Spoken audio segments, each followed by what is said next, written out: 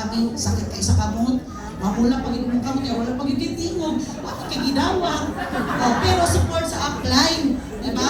So yan, hiniram ko po yung susi na yan for me na ma-attract siya. Kasi nung nakita ko po yung award, pauwi na kasi kami yan. Nung nakita ko po yung mga dineclare na mga Millionaires Club, ganito ganyan. Grabe, sabi ko, gusto ko dahil. Nakita ko nag-gown sila kami, naka-ganyan lang.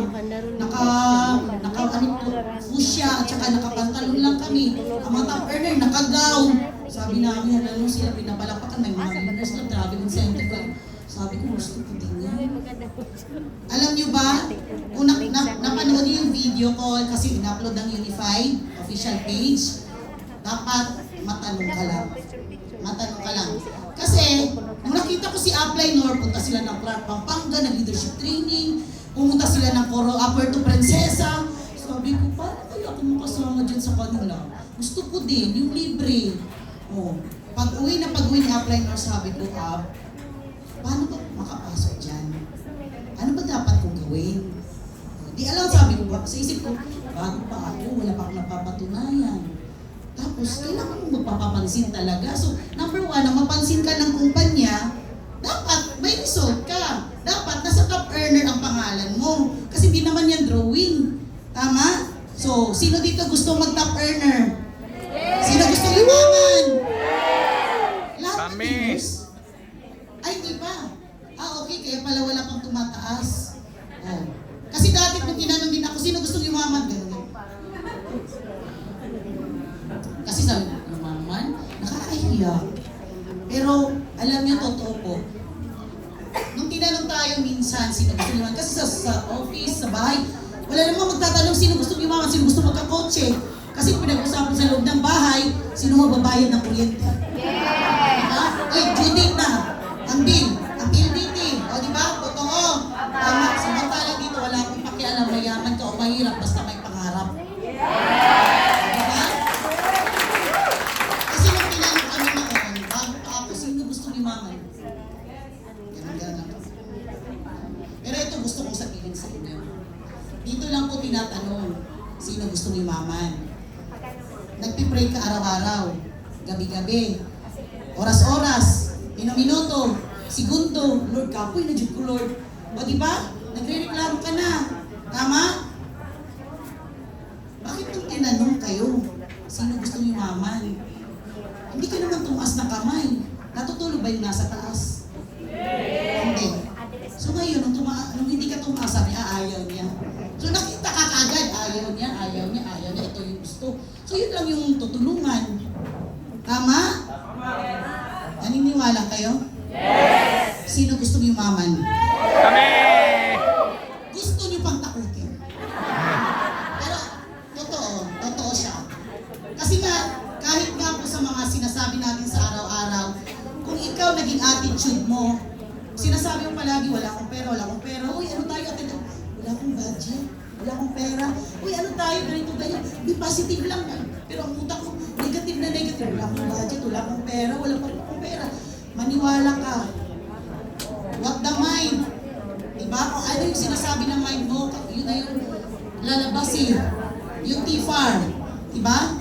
Yung thoughts. Then, pupunta sa feelings mo. Then, action mo na yun na yung magiging result mo. So, kaya pala, hanggang ngayon, sabi mo, wala ka pa rin pera. Kasi mindset mo, wala ka palaging pera. Wala kang budget. Nung hindi ako nag-Unified, I'm very thankful sa mga trainings ng Unified. Kaya huwag din i-miss. Dito po ako nag-grow. Ang dami ko pong natutunan. Libre pa ang training. Yes. Kailangan mo lang pakinggan. Useless kasi, nakaupo ka, narinig ba ako sa likod? Yes! O mahina ang mic? Yun na, mahina. Mahina po talaga. Kung may nagsasalita po sa katabi, hindi na naririnig. Hello! O, klaro na ko? Okay lang, bahala mapaos ko Basta makinig lang kayo. Okay? Sana ba ako? Nandito pa rin. Sana. Sa perform na, tapos ano mga sunod nun? O yun nga, yung iniisip mo. So be careful sa iniisip mo. So, pag wala kang pera, ang sa'yo lang talaga doon, nakaan muna ako ngayon naka-project pa ako ngayon. O di ba, huwag mo sabihin wala kang pera. Oh. Klaro sa inyo? Huwag na, always, ano yung iniisip mo? Always be positive. Klaro. Okay? So next natin dyan, ayan yung 2012 natin na awards. Yan na yung sa taas na naka-black ako, tingnan nyo, sobrang taba ko, no? Wala pa, hindi pa nagpapariban. Kasi nung hindi pa ako nag-unify, nung narinig ko ang wife ng manager ko, ako yan naka-black na may, si Apply Nor yan naka-coat. O diba? Hindi po kami mayamanin. Tukha po talaga yung itsura namin. 2012 po yan, para makita niyo po, ganyan po kami. Yan po, minute up namin yan sa Cubao. Ano ba yung meron doon na mall? Pure Gold? Dorian. Ano ba na? Hindi. Farmer. Siguro. Sa farmer siguro yan. Doon sa kainan nila. Sa kainan nila. Ayan po. Ayan si Appliner. Sinama ko si Appliner kasi mga kilala ko po yung pepresentahan. Pero, itatanong niyo ba, nagpihin na yan sila Appliner? Gusto niyo malaman? Yes! Para maramdaman mo na normal ang rejection at saka discouragement. At mas lalo kang tumuloy. Hindi naman po yung nagpihin sila eh. Kumari ko yan. Ang isa dyan, barkada ng kapatid ko. Yung nasa likod namin. Hindi yan nagpihin sila hanggang ngayon. Pero doon po ako nag-grow sa experience. Paano mo i-handle ang mga kilala mo pag inayawan ka? Kailangan mo bang magalit? O kailangan mo lang i-control yung emotions mo? Kasi pag maka-encounter ka, 5 pa lang nakausap mo, sabi mo, nahihirapan na ako. Na-discourage ka kaagad, sabi mo, ayoko lang yumaman. Madaling mag-quit. Pero subukan mo na din paano ang pagyaman. Di ba? Minsan ka lang mabuhay sa mundong ibabaw, di sarapan na natin. Actually, anak po ako ng mahirap. Papa namin tricycle driver. Mama namin 32 years sa Dole, Philippines. So ako yung panganay, 5 kami magkakapatid. So pangalawa namin, wala na siya. Namatay sa simpleng sakit, hindi na na-cover ng PhilHealth. So alangan, lahat kami nag-aaral. Hindi na nag-response yung katawan niya sa gamot niya. Hinintay na lang. So supposed to be 2005, January 2005, kakasal siya, namatay siya November 14, 2004. Diba? Ganun talaga yung buhay. Kaya lang, lesson doon, hindi pwedeng maging mahirap ka habang buhay. Walang libre na hospital pag may magsakit. Diba? So, sabi namin, sige, laban tayo. So, si Chibi, pangatlong kapatid ko yan. Ang pang-4 namin, lalaki, pang-5 namin, babae. Okay? So, yan siya, yung hataw namin na yan. Yung sa baba, maraming upuan. Ano yan, hakutan sa Jensan. Then, bagong open yan ng Jensen namin na office noon. So, makikita mo kami yung core ng Synergy. So, solid na core ng Synergy. Then, tuloy-tuloy. Basta, pag meron kami na-encounter na problema, palagi namin kinakausap si Applinor. Tapos, pag uwi ako ng bahay, hindi pa naintindihan ng husband ko, sino ba dito may mga asawa? Na pag uwi mo mamaya, kinakabahan ka na ngayon pa lang. Baka hindi ka na hindi ka na buksan or away na naman ang diba? Ang pagpupuntahan. Okay lang po yan. Napagdaanan ko din po yan. Kailangan mo lang talaga mag-firm ang decision mo. Yung ikaw talaga, whatever it takes. Dapat, kung sino man yung magpa-block sa way mo, sa yung tabi, pakialam ko sa'yo. O diba? Kasi, in first, yung husband ko dati hindi ako naiintindihan kasi normal ko, lalo na pag babae, tapos nagagwapa na ka. Nagagwapa na ka, kabalo na ta mag-makeup. So, hindi po talaga yung nawawala. Ang gwapa, hindi na ganit gwapa, ginasilosan. Kung saan nila yung gwapa? Diba? Gwapa tayong lahat. So, hindi po nawawala talaga yan normal magsiselos. Iba kasi nung kausap mo, tapos, diba sa atin, pag magdiunti ka, kaya mo ba mag-eye-to-eye contact, mag-1-on-1 sa client, sa downline mo, hindi ka mag-eye-to-eye contact? Paano ang ginadiuti mo, ginagol setting mo, lalaki?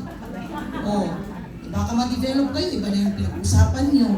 So, careful kayo Business is business. I-separate nyo yung, ingat kayo kasi pag nilagyan nyo po yan or sinabayan nyo po yan ng hindi maganda, lahat po ng blessing na binigay sa atin mawawala. So careful. Okay, so dapat, ano ka lang, legal, moral, ethical, at yun yung scope na titingnan mo sa ginagawa natin. Focus sa gusto mong success. The time and financial freedom. Okay? So, past na yun sa husband ko dati. Kaya lang, alam niyo po, totoo po ang plak. Alam niyo yung plak? Pera lang. Yeah. Ano yun? Pera lang ang katapat. Totoo po talaga, pera lang ang katapat. Kasi unang try ng husband ko sa akin, sabi niya, subukan ko nga kung may pera ba talaga sa Unified, kung may pera ba talaga yung asawa ko. O huwag kayo po masyadong magsigigastos ha. Save, save, save, save. Huwag muna kayo eh. Hindi ako nakakain ng Jollibee noon. Dapat ngayon pa lang, ano ko na, ituto ko na yung Jollibee. Araw-araw Jollibee. Naku, madali po tayo matigok niyan. Gulay-gulay tayo, gulay-gulay. Diba? So, sinubukan niya po ako. Sabi niya, ma, maglulong ako ng sa Deco kasi doon Philippines siya that time. Sabi ko, bakit ka maglulong? Eh, pinagtatawa na yung two-stroke ko ng motor. Sabi niya. Sabi ko, may ganap ka. Sabi niya, hanap na ako second dad meal. Sabi ko, sige, hanap ka. Sabi, may pera ka. Sabi ko, hanap ka lang. Sus ko, galing sa trabaho, night shift, hindi pa natulog. Meron na kaagad nakabalik na, may nakita na ako ng motor. So, parang may plano na pala talaga ba? Diba? Ano lang ng sign sa akin. Sabi ko, sige, tingnan natin. Oh, yung, ano ba year yun pa? 2016, 2017, mga ganun. Siguro na year yun. So, sabi ko, sige, tingnan natin. Oh, pagbili po namin 41,000. Mio color white para sa service niya. Sabi ko, tara, withdraw tayo. Sabi, may pera talaga. Oo. So, cash po, binili ka agad yung Mio na yon. Saan galing ang income? Saan galing ang cash? Thank you, Unified Products and Services. Kasi ganito lang. Kahit 10,000 pa yan, kung wala kang savings, sabi mo lang, diba? Gusto ko, wala pera. Bakit kailangan mag-save? Save. Save. Okay? Minsan may lalapit sa'yo ng opportunity. Pag meron kang hawak, pwede mong ibigay. Diba? O yun, yung pangangailangan ng husband ko. Yun yung first na yun. Okay? Actually, pag-usapan natin, yan gusto ko lang makita ninyo, ano ba yung past ko, pero gusto ko ma-inspire kayo paano binago ni Unified yung buhay namin. Okay, kasi actually negative ako sa networking, yun yung totoo. Ayaw na ayaw ko mag-network. Kasi ang alam ko dati sa networking, magbebenta ako ng products. Hindi, mamaligyan ako ko. Even, Natasha, MSE, utang-utang sila tapos, hindi na marunong magbayad, ako magtapal-tapal. Diba? So, imbis na gusto kong maging successful, nadagdagan yung utang ko. So sabi ko, products ulit, benta ulit. So ano ako, kulang ako sa knowledge, lack of knowledge about the networking, misinformed ako, mga ganun siya. So ang in-after ko lang talaga ka-Unified, the services. Yung ticketing lang talaga at saka loading. Yun lang talaga yung gusto ko. Okay? Kaya lang, sabi nga, kailangan mo talaga, pag meron kayong bagong pay-ins, tamang mindset. Tamang mindset. Ina-mindset ako ng tama ni apply